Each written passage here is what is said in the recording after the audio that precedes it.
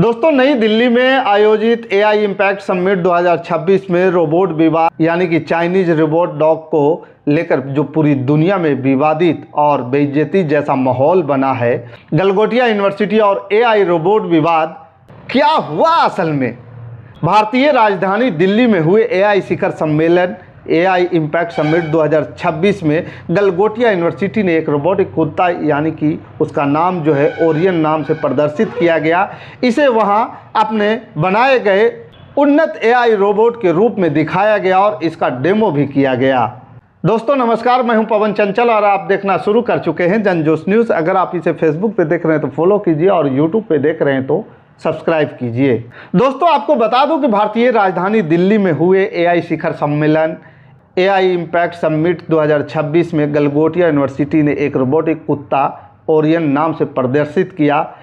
इसे वहां अपने बनाए गए उन्नत एआई रोबोट के रूप में दिखाया गया और इसका डेमो भी किया गया। लेकिन कई सवाल तुरंत उठे।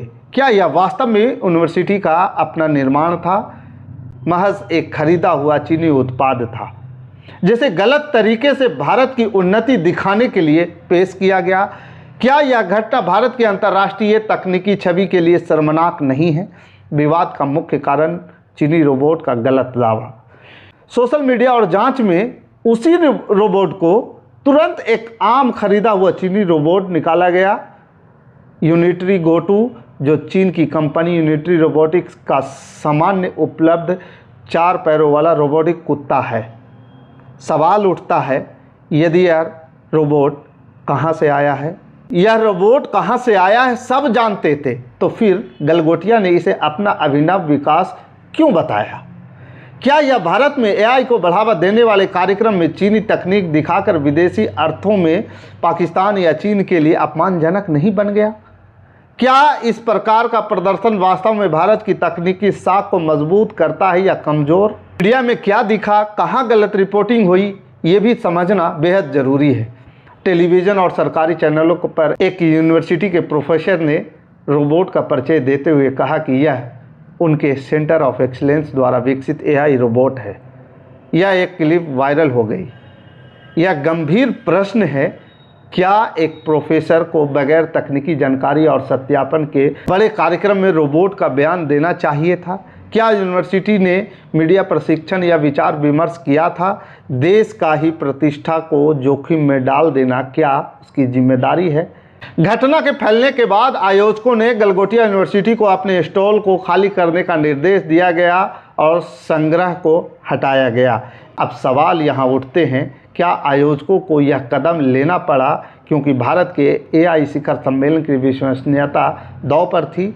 क्या यह निर्णय विश्वविद्यालय की गलती पर भारी कार्रवाई थी या फिर भारत की प्रतिष्ठा बचाने की जरूरत थी? विश्वविद्यालय की सफाई और प्रतिक्रियाएं बाद में गलगोटिया ने एक बयान जारी किया जिसमें कहा गया कि उन्होंने कभी यह नहीं कहा कि रोबोट खुद बनाया है। यह सिर्फ छात्रों को सीखने का और प्रयोग करने के लिए लिया गया एक उपकरण था। लेकिन यह सवाल यही है, क्या स्पष्ट और एक ऐसी बातें जो समय रहते ठीक से बताया गया था? क्या एक बयानबाजी में उलटफेर न केवल विश्वविद्यालय बल्कि भारत के शोध और शिक्षण मानकों का मजाक बना दिया गया?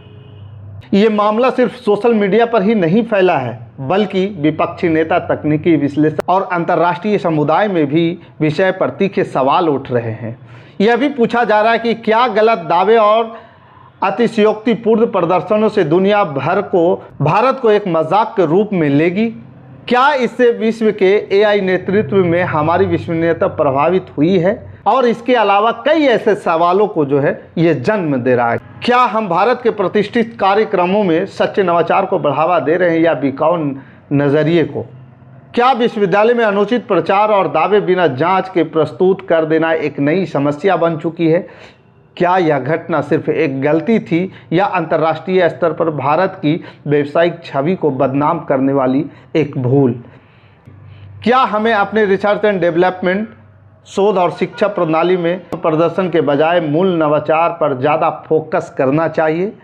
कुल मिलाकर यह जो विवाद बना है वह सिर्फ एक चीनी बनाए रोबोट की मेज़बानी का नहीं है, बल्कि यह भारत की तकनीकी मंचों पर विश्वसनीयता, हकीकत, बोध और नवाचार की असली चेहरा से जुड़ा एक बड़ा सवाल है, एक बड़ा नैतिक और राष्ट्रीय प्रश्न भी है।